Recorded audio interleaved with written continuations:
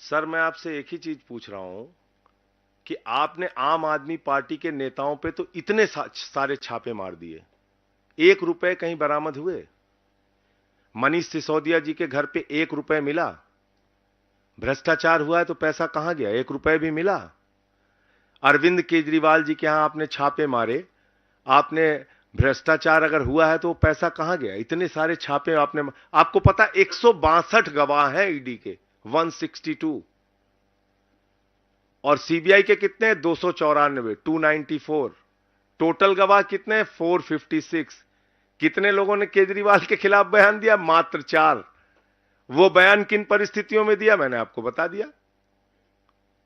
कितने पन्नों की चार्जशीट दाखिल की है दोनों संस्थाओं ने? 50,000 पन्नों की। कब तक ये गवाही चलेगी? कब तक उनकी पूछताछ चलेगी? कब तक ये ट्रायल इसका शुरू करेगा? 2 साल से जांच चल रही है, ट्रायल नहीं शुरू हुआ, अब तक ट्रायल ही नहीं शुरू हुआ। तो आप 20 साल तक जांच करते रहिए, और इसमें जो सजा है वो 3 साल से लेकर 7 साल सजा है। 3 साल से लेकर 7 साल सजा है, और जो जांच करने की इनकी तैयारी है वो 20 साल तक इनका मामला चलेगा। बताइए, 34 34 इसमें 34 आरोपी हैं, 34 आरोपियों के अलग अलग वकील हैं। एक गवाह आएगा, उससे 34 वकील पूछताछ करेंगे। बताइए आप, वो तो मूर्छित होकर गिर जाएगा गवाह बेचारा। एक गवाह की पूछताछ में कई तारीखें लगेंगी। आप समझ सकते हैं ये क्या मामला तैयार किया गया है। तो ये जो आप बता रहे हैं ऐसी कहानियां ये लोग चलाते हैं, ये हुआ है, वो हुआ है, वो हुआ है। अरे भैया, भ्रष्टाचार हुआ है तो पैसे कहां चले गए? आसमान ने निगल लिया, जमीन ने निगल लिया, कहां गया पैसा? जबरदस्ती का हवाई, और जो दिख रहा है मनी ट्रेल, मैंने बताया तो 60 करोड़ रुपए। मतलब 10 नवंबर को एक शरद रेड्डी, जिसको खुद ईडी ने कहा, संजय सिंह ने नहीं कहा, ईडी ने कहा कि ये किंग पिन है, मुख्य घोटालेबाज है, और 15 नवंबर को वो बीजेपी को 5 करोड़ दे रहा है, उसके बाद मिला के करीब करीब 55 करोड़ रुपए अपनी रिहाई तक दे रहा है। उस पे ईडी सीबीआई कार्रवाई नहीं करती।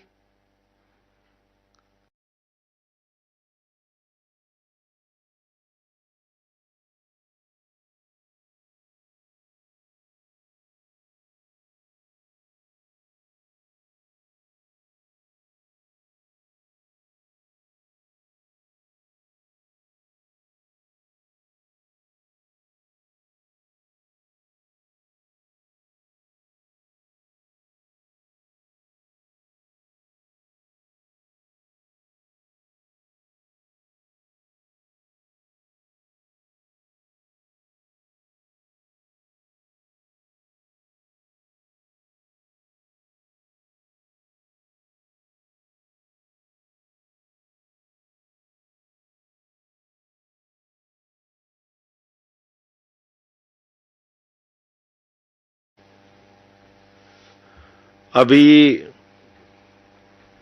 माननीय उच्च न्यायालय का फैसला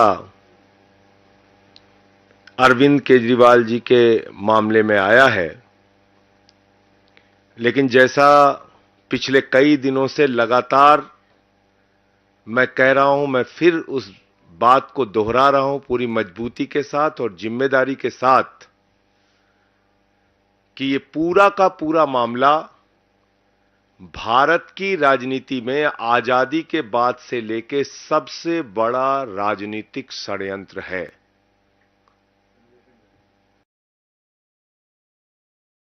ट्रायल है, कोई 3 साल से अंडर ट्रायल है।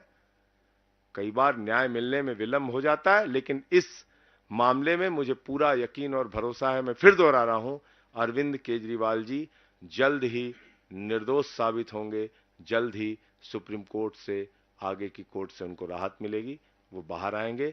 आपके कोई प्रश्न हो तो आप जरूर पूछ सकते हैं।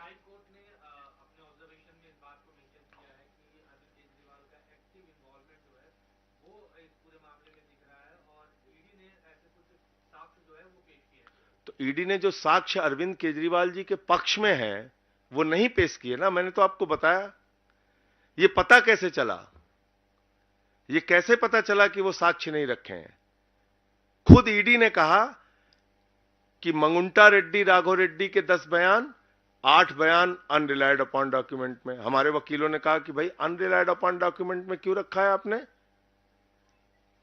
8 बयान अगर आपने दो गवाहों के दर्ज किए, जो आरोपियों के दर्ज किए, जो सरकारी गवाह बने, तो आपने उसको अनरिलायड अपॉन डॉक्यूमेंट में क्यों रख दिया? छिपा क्यों लिया? भाई ईडी का दफ्तर कोई म्यूजियम तो है नहीं, ईडी का दफ्तर कोई रद्दी की टोकरी की जगह तो है नहीं कि वहां पे आप कागज इकट्ठा कर रहे हैं, रख रहे हैं। आपने कागज इकट्ठा किया है किसी को दोषी साबित करने के लिए ना, तो सारे कागजात आप माननीय न्यायालय के सामने रखिए। क्यों नहीं रखा आपने?